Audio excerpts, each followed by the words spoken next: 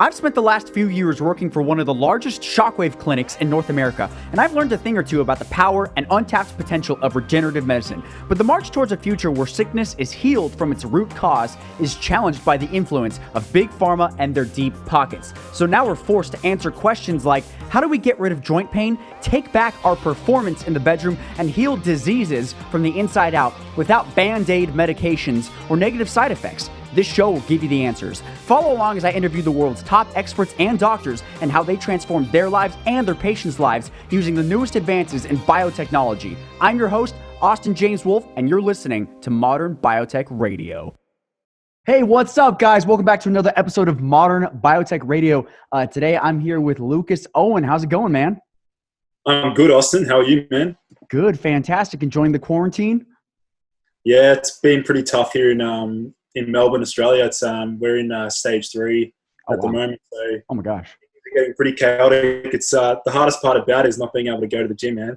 I know the gym. I miss my bench press. I don't have a bench press here. Yeah, so just been doing a few things in the garage, just with the easy bar and like a chin-up station. That's about it, man. Yeah, for sure. Well, let me ask you this. Why don't you tell our audience what you do, what you specialize in? Yeah, so I'm currently completing off my naturopathy degree here in Melbourne, Australia, and got a background in like exercise science. I've always been into optimizing human performance, and basically started out my career into sort of biohacking from like playing professional soccer. So like I basically represented Melbourne here and was always experimenting with different compounds and seeing what works for me, seeing what doesn't work, and then always tracking my own performance, and then basically just fell in love with the whole biohacking space. Yeah, awesome. So I have some notes here to ask you questions about certain things. The first thing, and might be the most interesting, is icing testicles. Can you tell me more about that? What's that all about? Yeah, so I think that it was probably about a year ago, I sort of pushed the whole icing the gonads forward into the whole like bodybuilding community and the anti-aging space, because I personally I read about it on like some like Chinese powerlifters and Russian powerlifters. They all utilizing this sort of practice just before they'd try and smash out a PB. And I started just experimenting myself, doing like 10 to 15 minutes per day, usually before bed. And I was noticing. Are you just icing the testicles, or are you taking like a full ice bath? Like, what's the main difference between the two? Yeah, I guess the main difference is the localized effect. Okay. So it's more region specific. But basically, I mean, we know like human male anatomy and physiology. There's a reason why the gonads are outside the bodies, because they need to be kept cooler than the core body temperature. And I feel like a lot of guys, even just by being like, wearing underwear, whatever, doing their job, sitting at work, sitting in an office, they're probably going to be, there's a good chance that their testicles are actually 2 degrees too warm. And even a marginal increase in 2 degrees Celsius can completely arrest spermatogenesis, which is it's a big deal for those who, like for couples that are into like fertility and stuff like that. So yeah. Oh, wow. And what are these, how does that actually help these bodybuilders? Yeah, I guess the main effect that most guys notice is it just increases aggression. Sort of charges them up. Your balls are freezing. I'm going to be aggressive, Yeah. So, just based off like guys' initial feedback, like it created a whole Facebook group called Sub-Zero, dedicated to the whole practice. And I've had a lot of guys basically reporting back, increased morning wood, better aggression, better energy levels. And I actually did some like before and after blood testing myself. Oh, wow. Although it could be very biased because there's a lot of variables, and I already had quite high natural testosterone. Right. It did bump it up by a few points. It went from like 27 to like 31.3. Awesome. Yeah. So.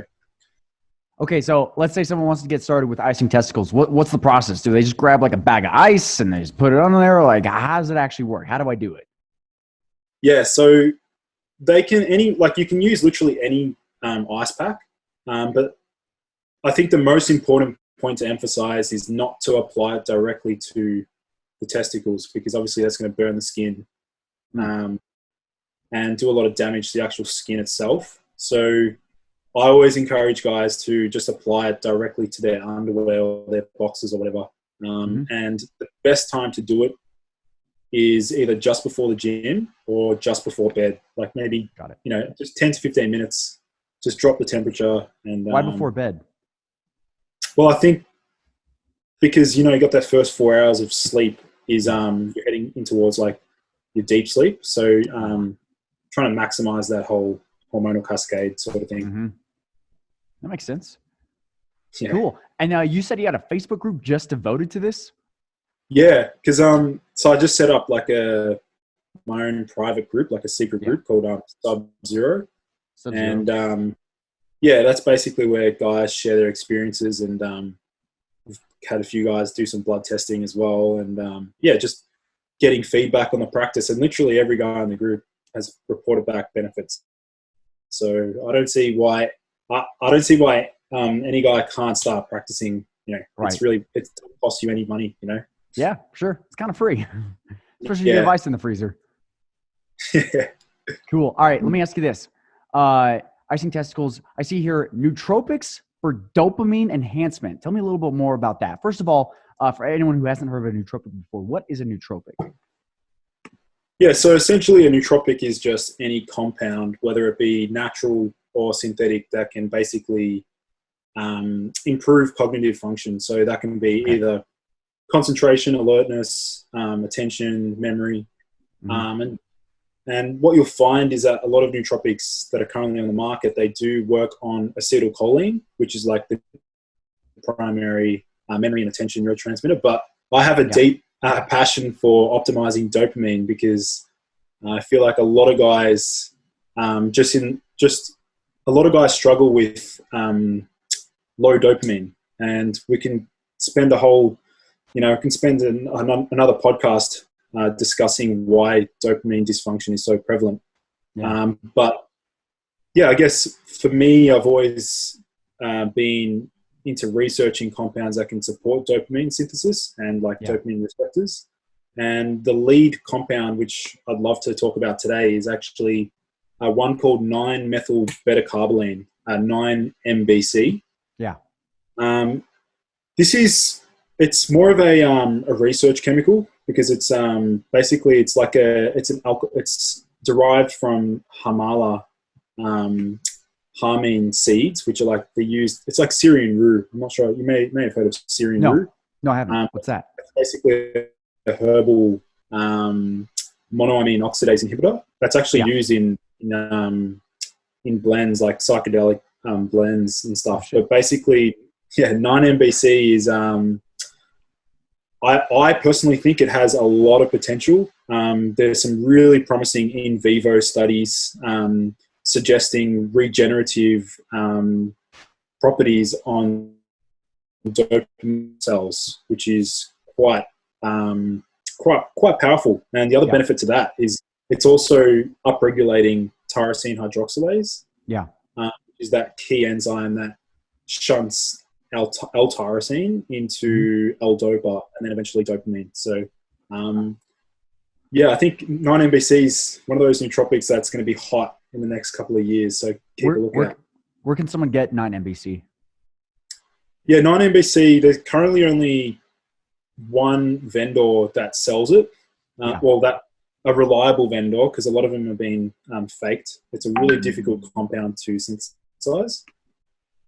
Basically, I've listed that vendor on my site, so people can check it out. 9-MBC ergogenic health, or even if they search on YouTube 9-MBC nootropic, they'll see a 12-minute video of me breaking it down.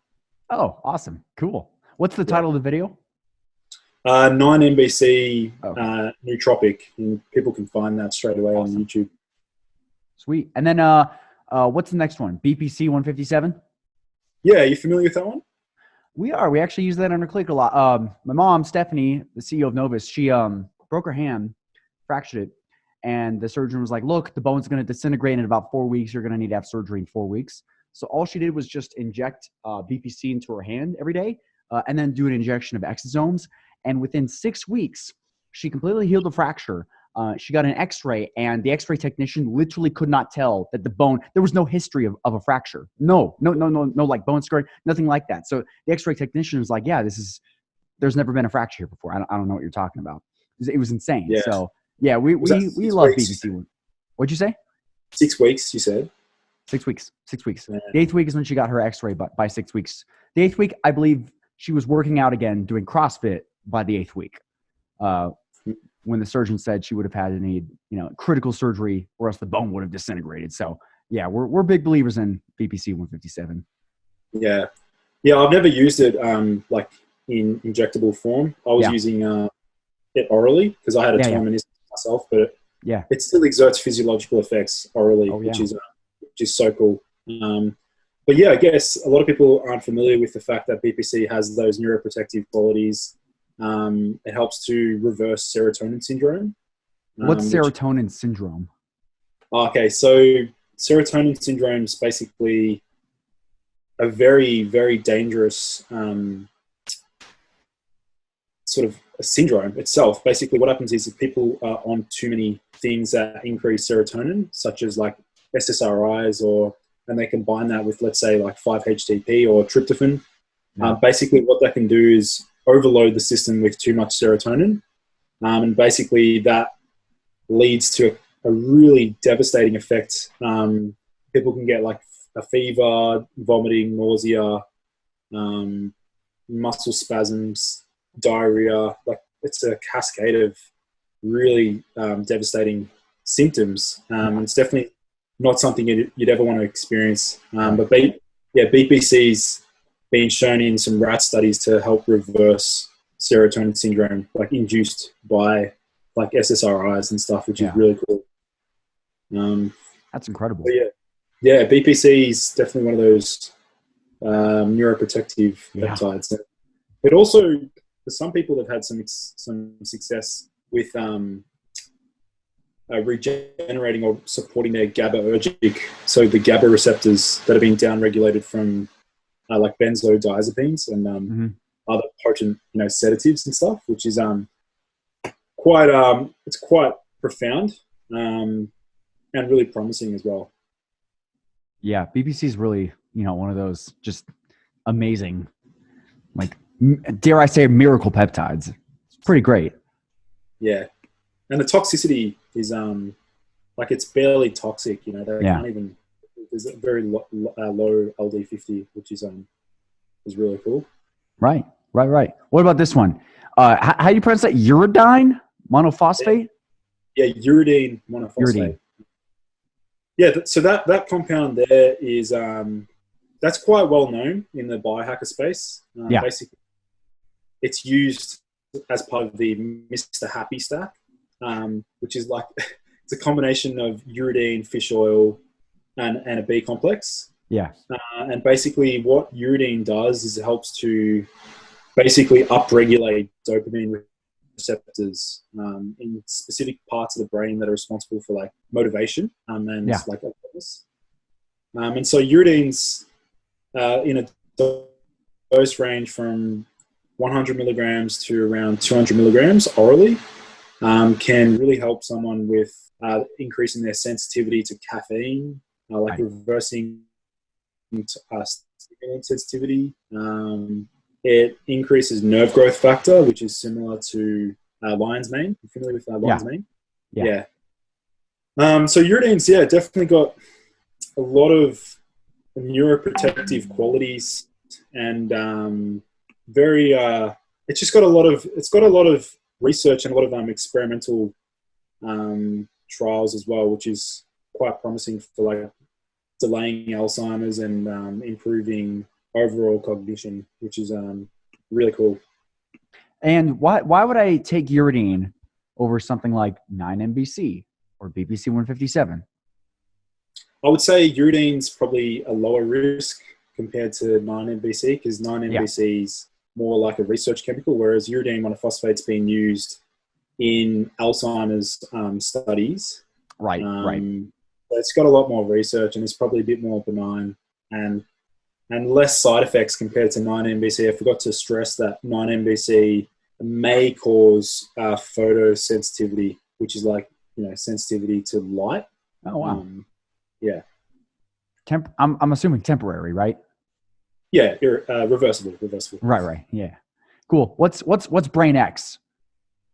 Yeah, brainX is so it's a formula that I've sort of put together.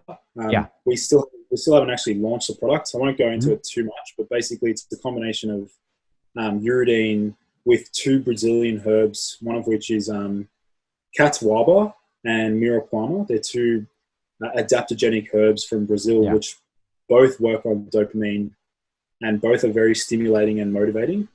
And then the final ingredient in that brainX formula is D-ribose, which you'll probably be familiar with. D-ribose, it's like a sort of like a functional sugar that replenishes ATP in the body. It actually sounds familiar. I was going to say the other 2 definitely sounded like adaptogens. I hadn't heard of them before, but they have that sort of adaptogen flow, like ashwagandha and is curcumin an adaptogen? It has adaptogenic qualities. It's not typically, but yeah. Right. But yeah, so brainX is, people can check that out, brainx.me. They can check out the formula itself. It's quite a long way off, but it's just if someone's interested in brainX, what's like the one thing they're probably going to get out of brainX? Like what's the one thing that people should get brainX for? Well, definitely as like a standalone comprehensive nootropic formula that's going to support motivation. So basically it's designed to be blended, mixed into their coffee, to their morning coffee. And basically it extends the duration of the caffeine itself. Like it sort of doesn't mess with the metabolism of caffeine, but it basically makes someone more sensitive to the caffeine, and it has like very synergistic effects. Because one of the herbs that I mentioned has mild dopamine reuptake inhibition, which is very novel. And also the other benefit of that is it also has reverse tolerance as well, which is really, really cool.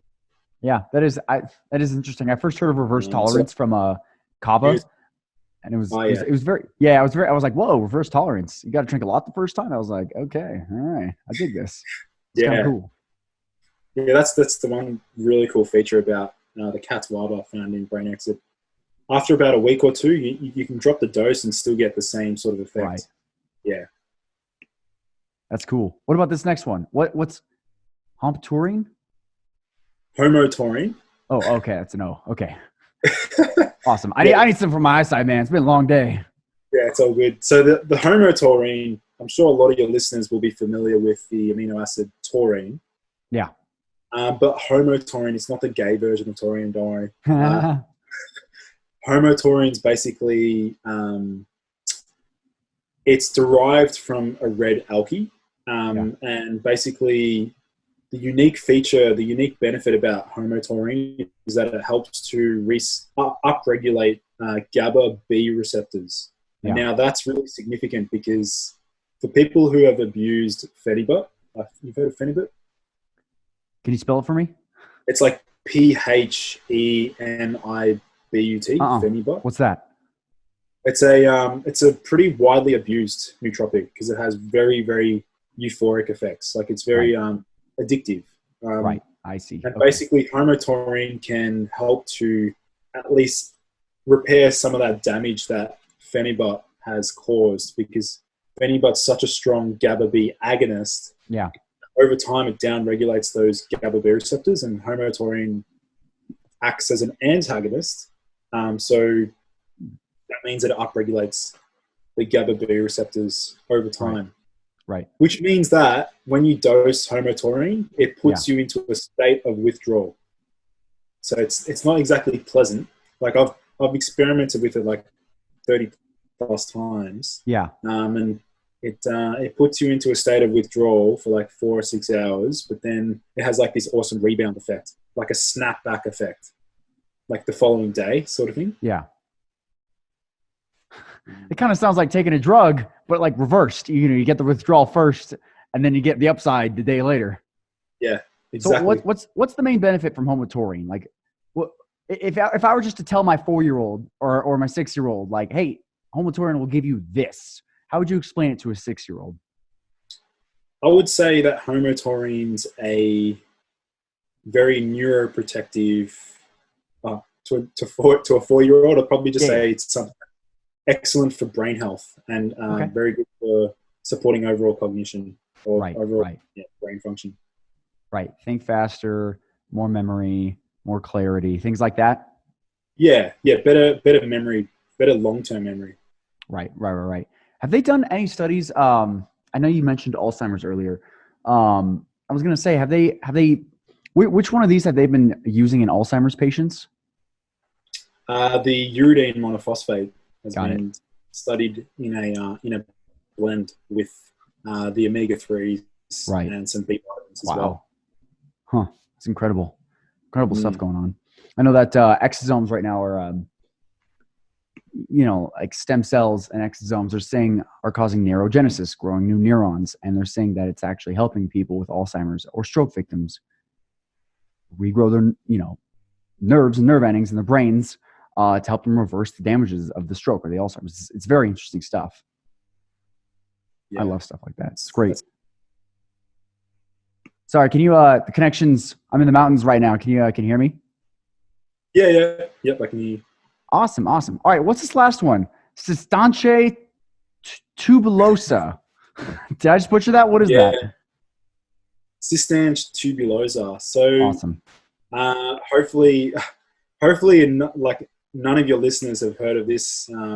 It's basically it's a Chinese herb. So it's usually in traditional Chinese medicine, and I would say that it's probably the most androgenic TCM herb that exists. What does that mean? So it means that it's it mimics the effects of like testosterone, DHT. Oh, okay. Interesting. Yeah, very, very, very masculine. It's very yang, very, very strong herb. And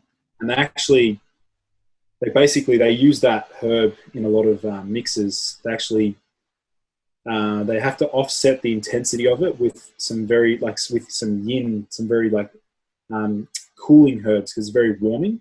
Yeah.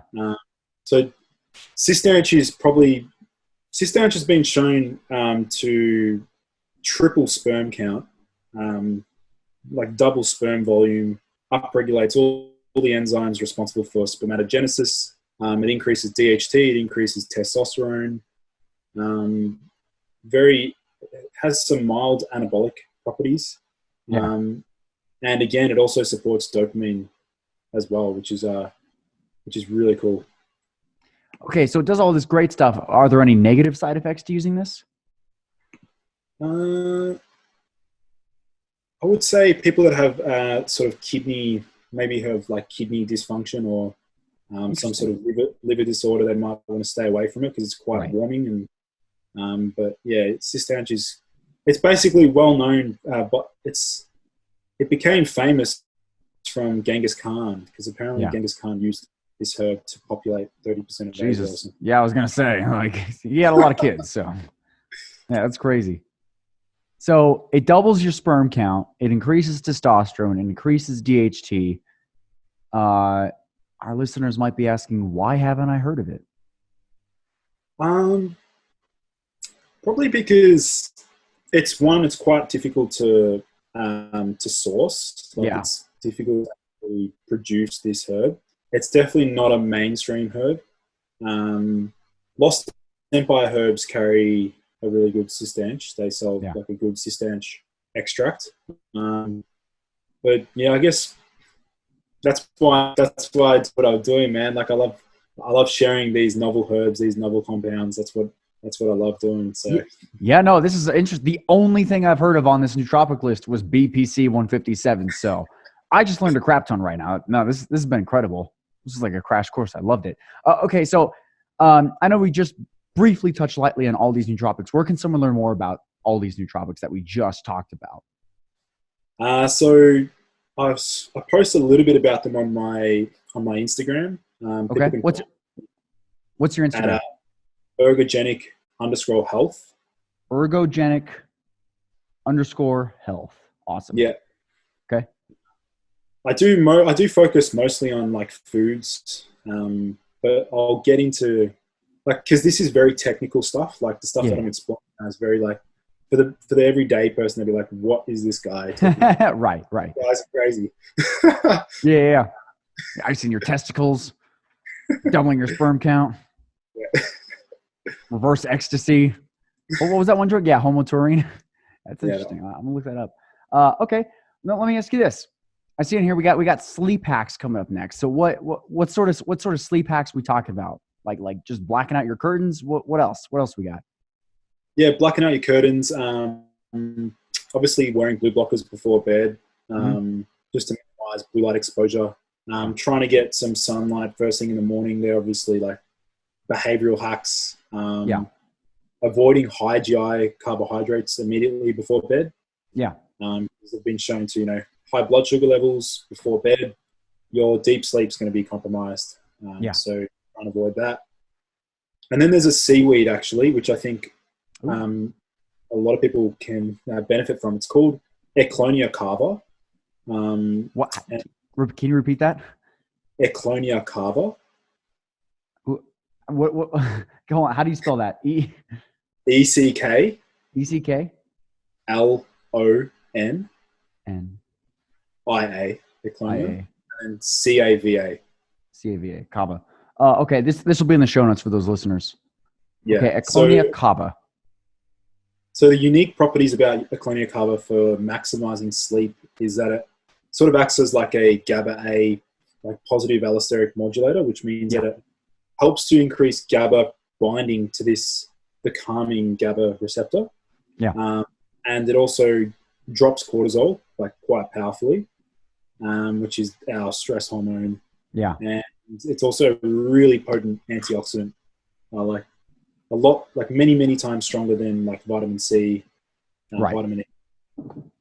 So yeah, Eclonia cava is, and the other benefit to Eclonia cava is that it's been studied against Viagra, and it actually outperforms Viagra in terms of erectile quality and some other markers of erectile health, which is really cool. No kidding. That's good. That's awesome. That definitely interests us because, we're in the sexual health space. So it's very interesting. Exactly. Okay. I remember, I don't know if you've seen this before, but there's this guy, he's a biohacker, and he wears these glasses that purposely give him blue light. Like it shines blue light, like just below, because apparently it helps him with his circadian rhythm. Have you ever seen anything like that? Yeah. Talking about Ben Greenfield? No, this Rich Sheffrin, he's an online marketer, but I'm sure Ben Greenfield's done this as well. Yeah. I've personally never tried it, but it makes sense. Yeah, for sure. Okay, and let me ask you this: what's your night routine? You have these sleep hacks, but what do you personally do before bed every night to ensure that you get, the maximum quality of sleep? Yeah. So I always try and have a cold shower actually about 1 hour before bed because I want to drop my temperature. So keeping the body temperature nice and cold improves deep sleep. Then most of the time I'll opt for certain foods. Like about an hour and a half. Like I'll use herbs only when I desperately need them. Or like I'll use pure GABA when I desperately need GABA. Yeah.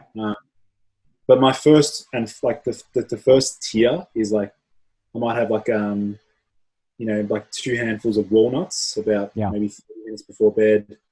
I'll have my blue blockers on about 3 hours before bed. I'll always make sure I go outside to earth, like touch the earth, ground my feet.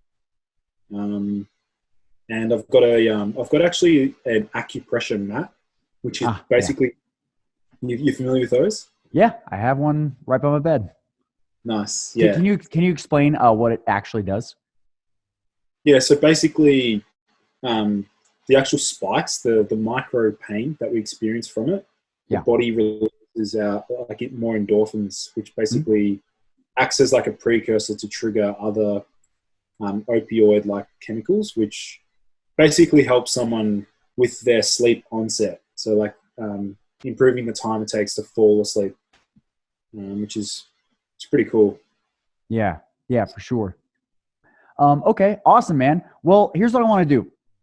Up and coming peptides. I see that there's you have a lot to say about these up and coming peptides, which is super exciting. Let me ask you this. This is personal. So for our first time listeners, what we like to do is we like to do a behind the scenes Q&A. And what I want to do is I do want to ask you about most of these peptides behind the scenes. But if we were to do one publicly, which would be your peptide of choice to talk about right here, right now? I would say the 5-amino 1MQ. All right, let's talk about that. We'll talk about the other peptides behind the scenes. If you guys want to learn more, go to modernbiotechradio.com. You can access the behind the scenes interview for free. But right now, tell me a little about this 5-amino 1MQ. What is this? First of all, for the people that haven't heard about peptides, I know we talked earlier about peptides, but what exactly is a peptide? And then jump into what 5-amino 1MQ can do for you. Yeah, so basically, peptides in general are just a sequence of amino acids. Yeah. Basically, well, 5-amino 1MQ is actually it's technically not a peptide, but it has similar effects in the body because it's very specific, it's very targeted. Yeah. But basically, it's a small selective membrane molecule that specifically blocks an enzyme in the body called NNMT, which is nicotinamide N-methyltransferase. And basically what this enzyme does is it acts to slow down fat cell metabolism. So basically, by blocking that enzyme, we're speeding up fat cell degradation or fat burning. So hold on. So if we block this enzyme, we burn more fat. Is that as simple as we can put it? The other way, it's overproducing this enzyme means that we're slowing down fat burning. So if we overproduce this enzyme, we slow the rate of fat that we burn. Yeah. So the more we have of it, the less fat we burn.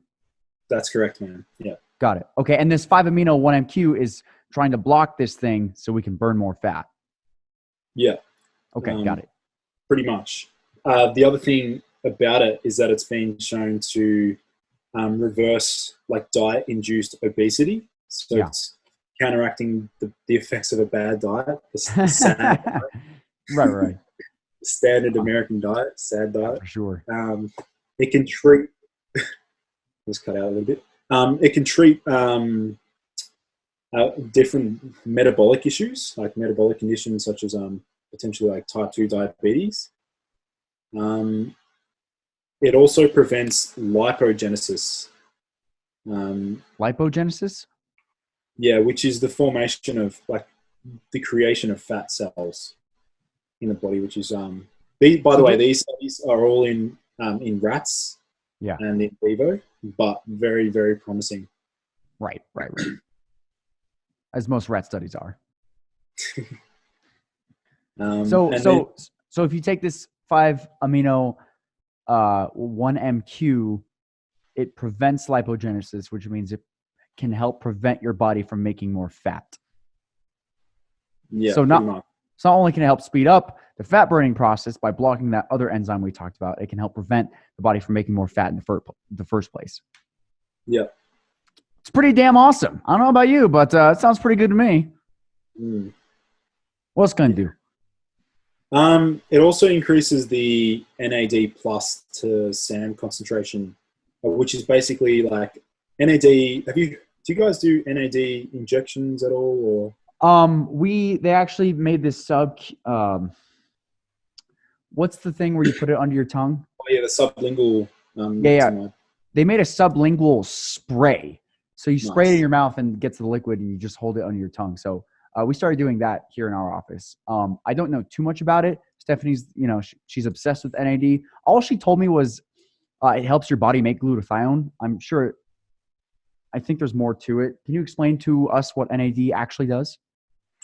Yeah, so NAD is basically, it's a key regulator of ATP synthesis. So it plays a key role in the Krebs cycle. So it helps to convert carbohydrates into ATP, which is the end byproduct energy in the body. So basically upregulates energy metabolism, and it's often decreased and low in various disease states. So, general population, as you reach, 25 or 30, these NAD levels will start to decline. So I would say it's definitely one of those anti-aging chemicals in the body. Oh yeah, for sure. Absolutely. Dude, that's awesome, man. So where can someone find this 5-amino 1-MQ? How do you actually use it? Oh, well, seeing as though it's so brand new, unfortunately, I personally haven't tried it. I only know like one other guy in the States who's tried it. His name's Ryan Smith. He works at TaylorMade Peptide. Right. Yeah. Yeah. He basically spoke about it on a particular podcast. Yeah. But in terms of cost, right now it's extremely expensive. Well, I was gonna say it's up and coming, so it's out there. It's kind of like how stem cells were, like 10 years ago. Yeah. So keep a lookout for this this small membrane molecule. Awesome. Well, we're going to jump into the behind the scenes Q&A. We're going to learn about 2 more peptides, as well as some other awesome questions like what your favorite biohack is. So if you guys want to learn more what Lucas Aoun's favorite biohack is and learn more about these 2 other up and coming peptides, go ahead and go to modernbiotechradio.com. You can access all of these behind the scenes interviews for free. But Lucas, before we jump into that, where can people find more about you? Yeah, so people can either check out my Instagram, ergogenic_health, or they can check me out on my website, as you mentioned earlier, ergogenichealth.com.au. Awesome. And we'll put those links in the show notes. All right. Thanks so much, Lucas. Thanks for joining us today. Thanks, Austin. Want to see what the top experts have to say behind the scenes? Just go to modernbiotechradio.com and you'll get instant access to every behind the scenes interview for free. Now, these interviews are not for the public, so please don't share. But if you'd like to pull back the curtain with me and learn what secrets they reveal, just go to modernbiotechradio.com and get instant access to these interviews for free. Again, that's modernbiotechradio.com. If you'd like to learn the best kept secrets that they can't share publicly but allowed me to share in private, just go to modernbiotechradio.com and get instant access to all of these interviews completely free. I'll see you there.